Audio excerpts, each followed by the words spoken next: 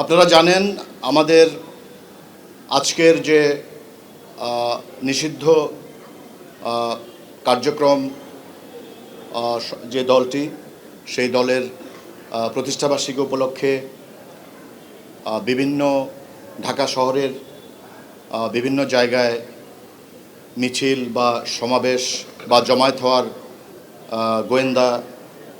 Report আমাদের কাছে ছিল। সেই অনুযায়ী আমরা গত 3 দিন থেকে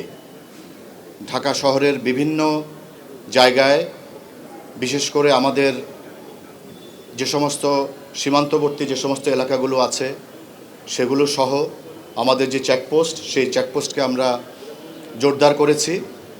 এবং আমাদের যে পিকেট, সেই পিকেটগুলোর সংখ্যা আমরা বাড়িয়েছি এবং আমাদের মোবাইল পেট্রোল, ফুট পেট্রোলের সংখ্যা বাড়িয়েছি। সাদা পোশাকে আমাদের যে ডিউটি, সাদা পোশাকে ডিউটি, টহল, মোবাইল, সেগুলোর সংখ্যা আমরা বাড়িয়েছি। এবং আপনি জানেন যে বিভিন্ন সন্দেহভাজন ব্যক্তিরা বা এই নিষিদ্ধ কার্যক্রম যে দলটি, সেই দলের কর্মীরা বা সমর্থকরা বা পদবিধারী যারা আছেন, তারা বিভিন্ন জায়গায় জড়ো হয়ে এই ধরনের মিছিল বা জমায়েতের সম্ভাবনার কথা বিবেচনায় রেখে আমরা প্রত্যেকটি সন্দেহজনক জায়গা, যেমন মেস, আমাদের হোটেল এবং বিভিন্ন জায়গায় যেখানে তাদের অবস্থান করার সম্ভাবনা আছে, সে সমস্ত জায়গায় আমরা তল্লাশি করেছি এবং আমরা বেশ কয়েকজন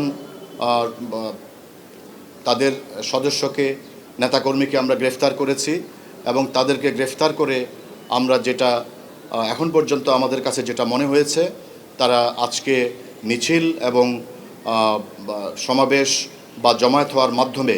তারা আসলে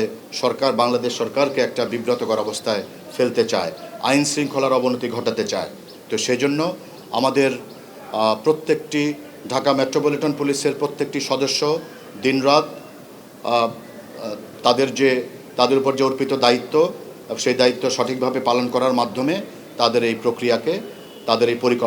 পরিকল্পনাকে এখন পর্যন্ত নস্যাৎ করে দিয়েছি। এবং আমি আশা করব যে সামনে যে